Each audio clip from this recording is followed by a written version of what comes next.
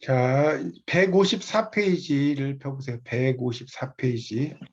우화소설까지 오늘 좀 하겠습니다. 154페이지입니다.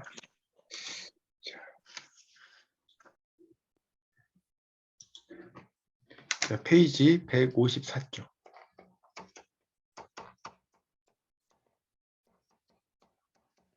자, 우화라는 건 이솝우화 생각하시면 돼요. 이솝우화.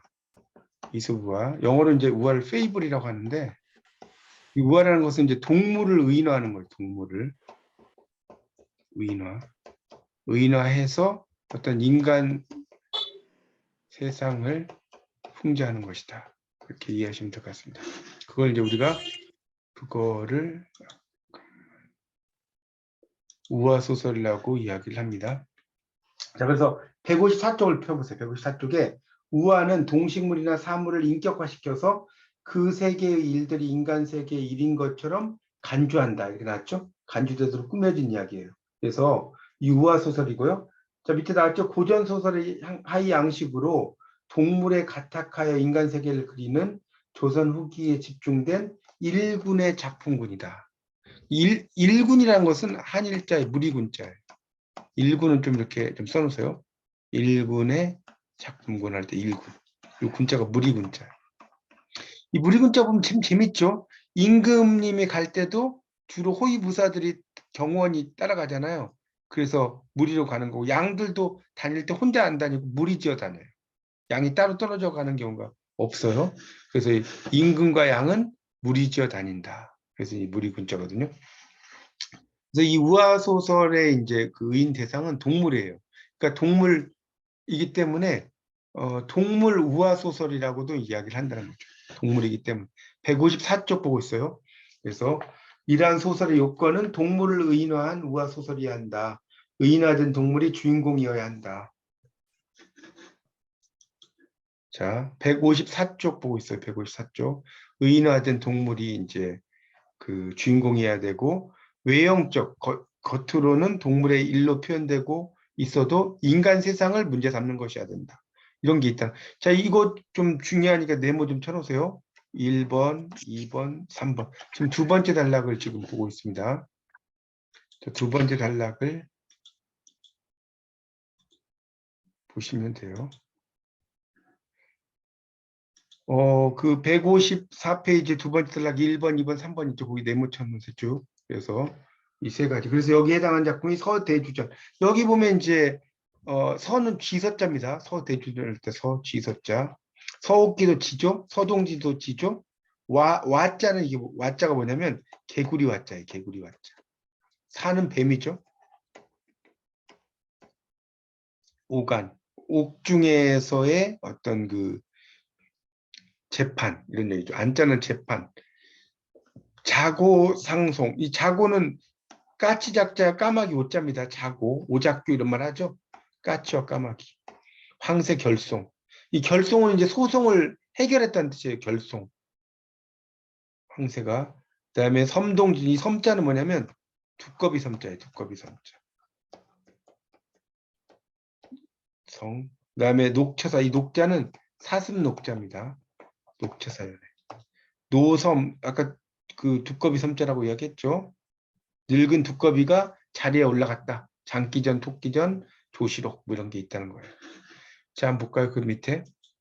그래서 우화 소설은 나이 다툼, 어른 다툼, 양식 다툼의 세 가지 유형이 있다. 거기도 밑줄 좀 쳐놓으세요.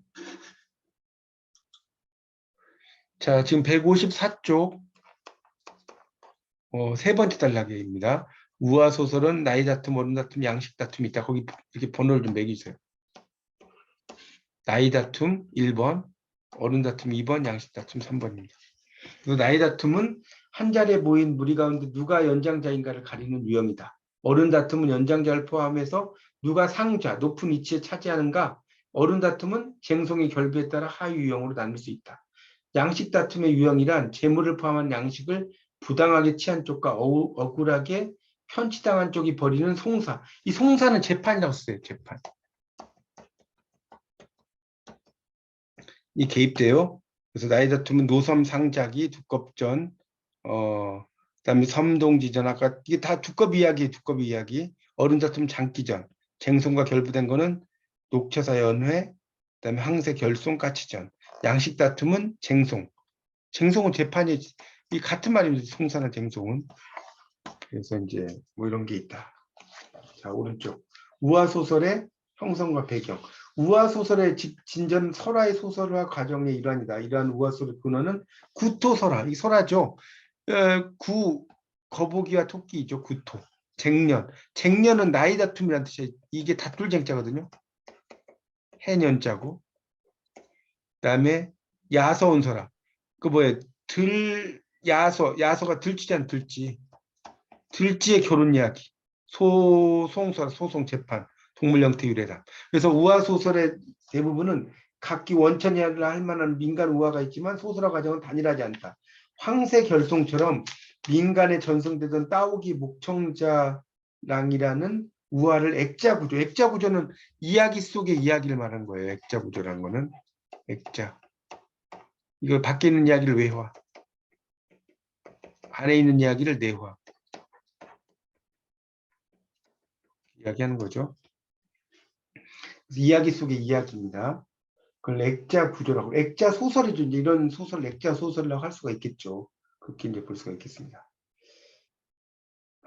그래서 이제 그런 것들이 이제 액자 구조에 담았다. 지배층의 비리를 풍자한다. 매기장군, 호섬전, 호는 호랑이 호자예요. 호랑이와 두껍이죠. 단순한 구조와 의미를 지닌 민간 우화를 소설적 편폭으로 확장시키면서 사회상을 드러내고 있다. 이런 이야기고요. 자, 그 배경에 대해서 이제 그 밑에 나오죠. 우화 소설의 배경은 인용문에 신분제, 이런 지주 전호제가 어긋나기 시작하면서 분권적 계급 질서가 붕괴되어가는 상황이에요. 화폐를 매개로 한 새로운 경제가 수립되어가는 과정. 이때 이제 그러니까 전 시대의 계급 구분은 희석화. 그러니까 점점 얕아져 버렸다는 거예요. 희석화라는 말. 희석된다는 말 들어보셨죠? 그래서 이제 새로운 경제 속에서 부를 축적하는 이제 돈 많은 사람들이 막 등장을 하는 거죠. 뭐 이런 것들을 이제 이야기를 썼다 뭐 그런 이야기고요. 넘겨보세요. 156쪽. 자, 156쪽은 그래서 이제 이런 그 시기의 상황과 관련해서 우화가 이런 보편적인 인간형을 우의적이란 건 옆으로 돌려서, 우의적이란 것은 직접적이지 아니고 돌려서 이런 이야기. 우의적으로 이런 말 쓰죠. 돌려서 표현한다는. 우화 소설은 그런 그 인물의 유형을 동물 가지고 평가했다 이렇게 이해하시면 될 것 같고요. 그래서 그 밑에 단락에 보면 이제 우의성, 우화 소설. 그래서 이제 정출현의 조선 후기 향촌 사회의 변동과 우화 소설. 그래서 우화 소설은 인물의 계층적 성격에 따라 두 부류. 하나는 농민 중에서 조선 후기 농업 생산력의 획기적 발전, 새로운 상품 화폐 경제 이런 것으로 나아갔다는 겁니다. 그런 뭐 이런 사람들의 삶을 다루고 있다는 거예요. 그리고 이제 뭐 빈민, 유랑민이 있어요. 그런 사람들도 있고. 요호나 부민은 다 뭐 좀 잘 사는 사람이라고 이해하시면 될 것 같습니다. 거기 요자나 부자는 다 그런 사람이고 빈민이나 유랑민 다 떠돌이 가난한 사람이죠. 그런 두 부류가 있다는 겁니다. 그런 것들을 이렇게 작품으로 평가했다. 자, 다툼의 양상으로 본 우화 소설의 특징이라고 나옵니다. 자, 거기 오른쪽에 1번 157쪽. 자, 1번에 나이 다툼인데 이거는 참 재밌는 게 요즘 말로 하면 뭐냐면 여기 써놓으세요. 이 민증가예요, 민증가. 우리도 이제 막 나이 막 다툼을 해요. 사회에서 보면 뭐라고 하냐면 민증가라고 그러죠. 또 주민등록 어떻게 되냐 뭐 이렇게 해가지고 막 이야기하죠. 그게 민증가가 나이 다툼이에요. 그래서 조선 후기의 우화 소설에 등장하는 쟁년, 따지는 거죠. 연원에 있어서 경쟁담의 영향 아래에서 이루어졌다. 높은 위치 상좌, 누가 차지하느냐 이런 거죠. 뭐 그런 것을 이야기하는 겁니다. 그래서 그 밑에 단락, 나이는 상대방이 파악할 수 있는 공인될 만한 기준이다. 거기 밑줄 쳐놓으세요. 거기 다음 단락. 나이는부터 기준이다. 나이를 속이는 경우도 있죠. 외모나 어투 등 이제 이야기를 하는데 노섬 상작이 두껍전 나이를 부정하고 있다. 그렇기 때문에 다툼이 일어나는 거죠. 토끼가 나서서 좌차를 정하는 기준. 그러니까 좌차라는 게 뭐냐면 자리에 이 좌는 앉을 좌, 좌석 좌자고요. 차는 다음 차자예요. 다음. 이 자는 좌석 자자입니다. 좌석. 이렇게 쓰면 이게 앉을 자자고 이거 헷갈리면 안 돼요. 반질자고 이렇게 이제 여기 집이 하나가 이렇게 있죠. 이렇게 하면 자석자자. 그러니까 누가 상석에 앉을 거냐 이런 거죠. 연치란 건 이빨. 나이로 서열을 가리는 거. 그런 걸 이야기하는 거. 이빨에 그 몇 개 있느냐 이런 거 따지겠죠. 그래서 이제 그 밑에 있죠. 노섬 상작에선 나이만 구기다가 구변 좋은 두꺼비가 거짓말 동원해서 나이 많음을 증명함으로써 상자를 차지한다. 이런 얘기 나오고요. 노섬 상작이 두껍전에 나타나는 나이 다툼은 사실 어른 다툼으로 넘겨보세요. 전환되면서 새로운 양상. 다툼은 나이의 많고 적음으로 시작해서 확인하는 것으로 마무리한다는 것이 나오고 있습니다. 그런 내용이 쭉 나오고 있어요. 한번 읽어보시고요. 그래서 이제 그 밑에서 세 번째 줄을 거기 보세요. 나이 다툼. 참여한 자들끼리 경쟁을 벌이다가 승리한 자에게 존장의 자격을 부여한다. 그가 거짓말을 동원하든 지식과 경험으로 승리하든 결과에 승복한다. 자, 어른 다툼. 이건 수동태 나이값이 나이값도 못한다 이런 말 쓰죠. 나이값. 그래서 나이 다툼의 변형인데 다툼을 해결할 수 있는 기준으로 나이가 고려되지 않는다. 그래서 어른 다툼도 경쟁담인 나이 다툼과 동일한 못해. 나이만 많다고 어른이냐? 이게 나이값이잖아. 거기 밑줄 쳐놓으세요. 나이만 많다고 어른이냐? 이게 나이가 많아도 어른처럼 못한다 이런 이야기잖아요. 그래서 나이 다툼이 어른 다툼의 면모를 확보하지 못한 것은 아니지만 이제 뭐 여러 가지 이야기가 된다는 거죠. 그래서 이제 쭉 내려가다 보면 송사, 그래서 재판 가는 거예요. 밑에 넷째 줄. 녹차사연의 항세결송 이런 게 다 재판 이야기예요. 나오죠.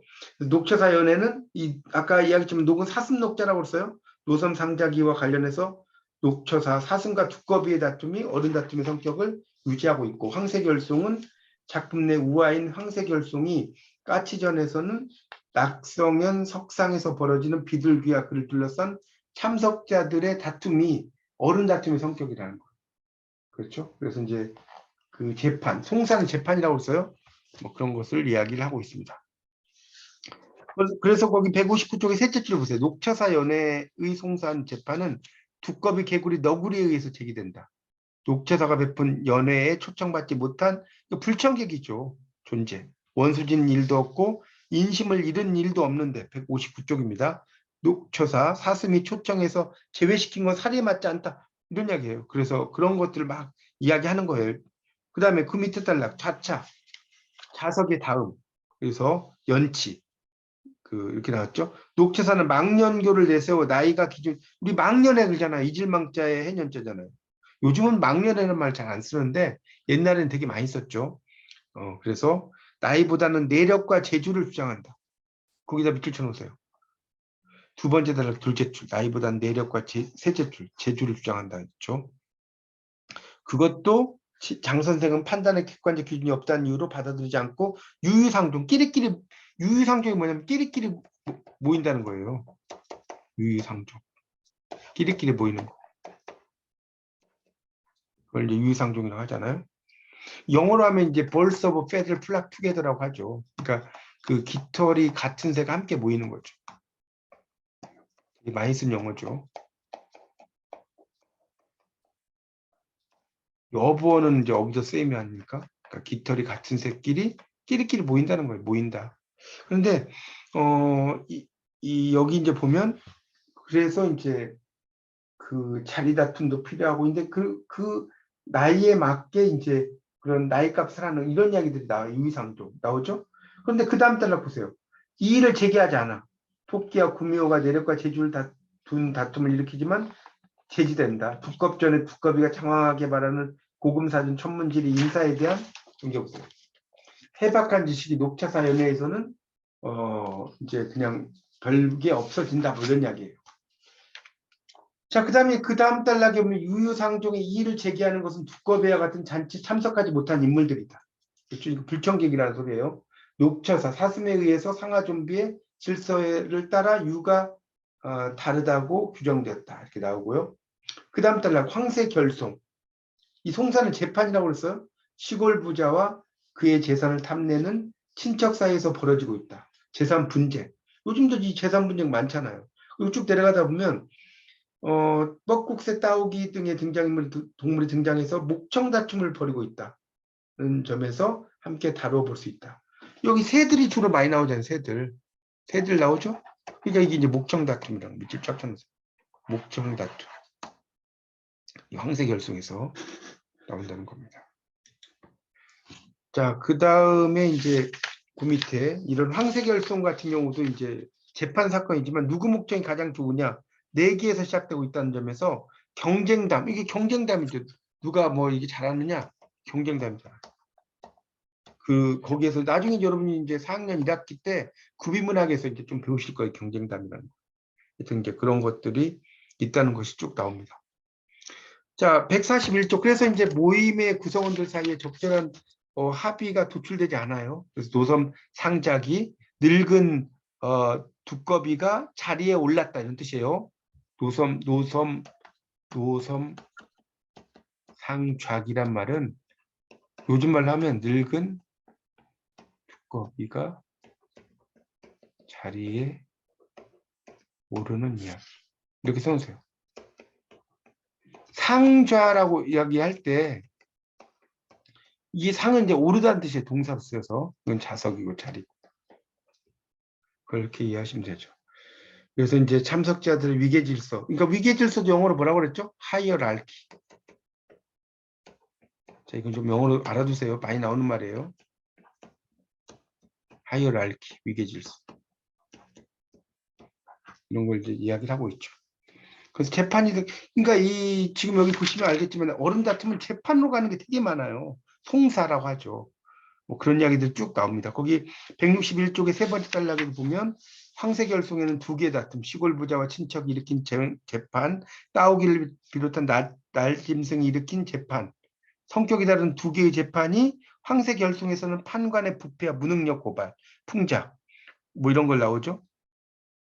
그다음에 까치전 같은 경우는 까치를 비둘기가 떠밀어 죽이게 된 사건, 까치가 집을 짓고 낙성연을 베푸는 잔치석상, 그 공간이 잔치라는 점에서는 노섬 상작이 두껍전과 동일하지만 까치전의 잔치석상에 나이 다툼이 일어나지 않는다. 아까 이야기했죠. 나이 다툼은 뭐라고 했어요? 민증가라고 그랬잖아요. 사건이 초청에서 제외된 비둘기의 폭력에서 초래됨에 따라 녹처사 연애와 유사하다. 녹처사와 까치전 모두 초청에서 제외된 인물에 의해 다툼이 발생해요. 그러나 녹처사 연애의 두꺼비는 녹처사의 의도에 의해서 초청에서 배제된 인물이지만 까치전의 비둘기는 그러한 사정이 부각되어 있지 않다. 까치전의 비둘기가 초청에서 제외된 것은 좀 읽어볼게요. 잔치의 주치자인 까치의 실수의 실수. 이거는 실수라는 게 중요해요. 미스테이크. 잔치에 참석하느냐 못하느냐가 문제가 다툼의 근본 원인이 되었다는 거예요. 자, 그러니까 이렇게 작품마다 이제 어떤 특징들이 쭉 있는 것들 여러분이 좀 보시면서 공부하시면 좋겠죠. 뭐 그런 내용들이 쭉 나오고 있고요. 그다음에 이제 마지막이 양식 다툼이에요. 양식 다툼. 거기 162쪽. 양식 다툼은 이제 말 그대로 먹을 거죠. 그러니까 요즘 말로 하면 양식 다툼은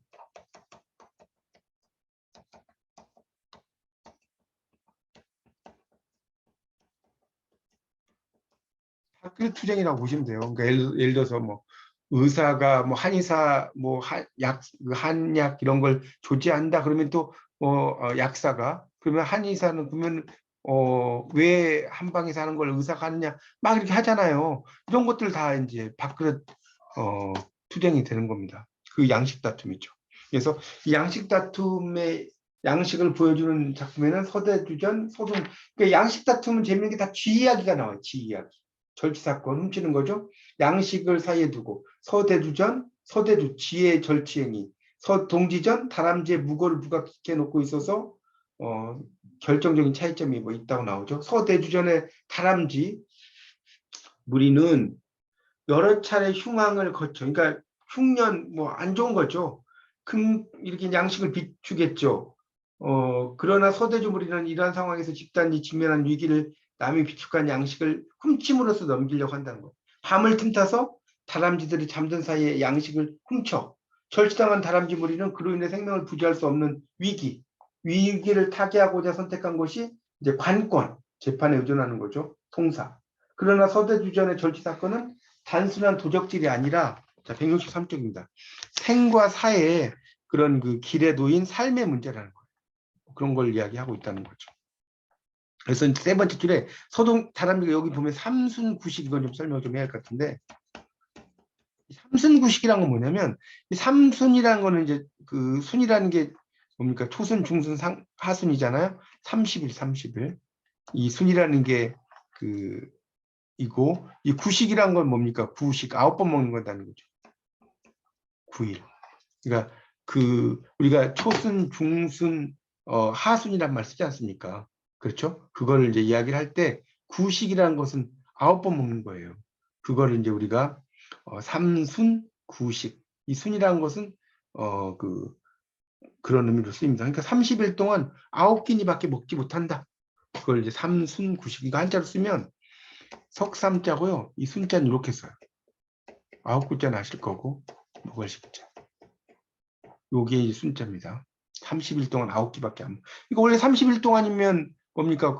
90끼를 먹어야잖아요. 하루에 3번이라고 하면. 그렇죠? 근데 이제 9끼밖에 못 먹는다. 그래서 이제 잔치에 찾아가요. 그래서 약간의 양식을 얻어오고 엄동에 이르러서 양식이 떨어지자 서대주를 찾아가 구제를 요청하고 뭐 이런 이야기가 쭉 나오고 있어요. 자, 우화소설에 이제 의의가 나오죠. 그때. 그래서 이제 쟁년, 쟁장, 뭐 쟁송 뭐 이런 것을 그 이야기를 하고 있다는 거죠. 그래서 이런 것들이 전부 다 그 세 번째 줄에 있죠. 질서를 유지하던 전례적 기준이 무너지면서 새로운 기준에 의한 그런 질서를 수립하는 과정이라는 또 그러니까 지금 첫째, 둘째, 셋째, 넷째 이런 걸 잘 보세요. 그러니까 그 밑에 첫째, 둘째, 셋째, 넷째, 다섯째 다 동그라미 좀 쳐놓으세요. 둘째는 재산이라는 경제적 요인, 또 셋째는 경제적 요인 뭐에 의한 거, 넷째는 쟁송은 재산을 사이에 둔 다툼이다. 다섯째는 이런 것들이 안정성이 붕괴되어 가는 과정을 다루고 있다. 그렇죠? 그런 걸 이야기하는 겁니다. 그래서 이제 조선 후기가 되면서 이제 양반과 평민의 어떤 기준이 막 모호해지죠. 이런 것들을 이런 그 우화 소설을 통해서 이야기하고 있다라고 이해하시면 될 것 같습니다. 그래서 164쪽에 그 세 번째 단락을 보겠습니다. 164쪽의 세 번째 단락을 보면 조선 후기 우화 소설이 마련하는 배경은 조선 후기의 향촌 사회를 다루고 있다.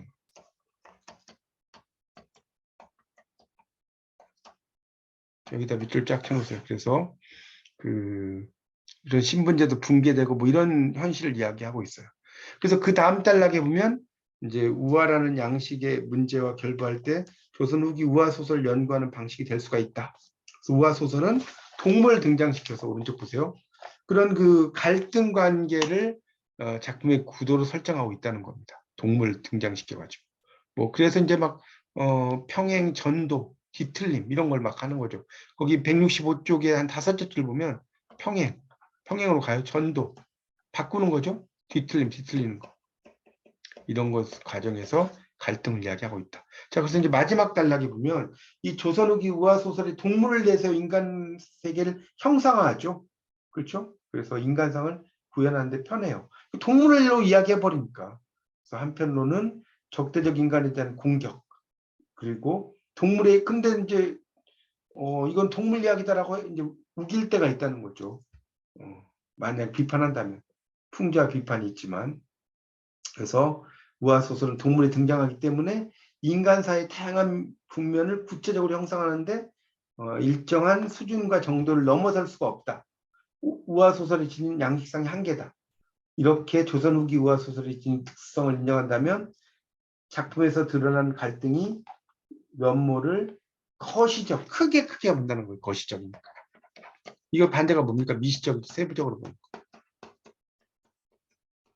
이 거시경제학, 미시경제학이란 말 있잖아요. 세부적으로 볼 거냐, 크게 볼 거냐. 그래서 인물의 형상을 일정한 기준에 구분해서 이제 파악하는 방법과 함께 유용한 방식이다. 그래서 이런 우화 소설을 통해서 그 당시에 향촌 사회의 뒤틀린 문제라든가 이런 것들을 아주 잘 적나라하게 잘 다루고 있다는 겁니다. 요즘은 이게 따로 이렇게 우화 소설을 하는 경우가 많지가 않아요, 소설이. 근데 그 당시에는 또 신분 계층도 있고 하다 보니까 이거를 이제 사람들과의 관계로 하기보다는 이 동물들 중에서도 이제 딱 나온 게 보면 주로 까치라든가 뭐 두꺼비라든가 또는 쥐라든가 이런 식으로 쥐가 되게 많이 나와요. 쥐가.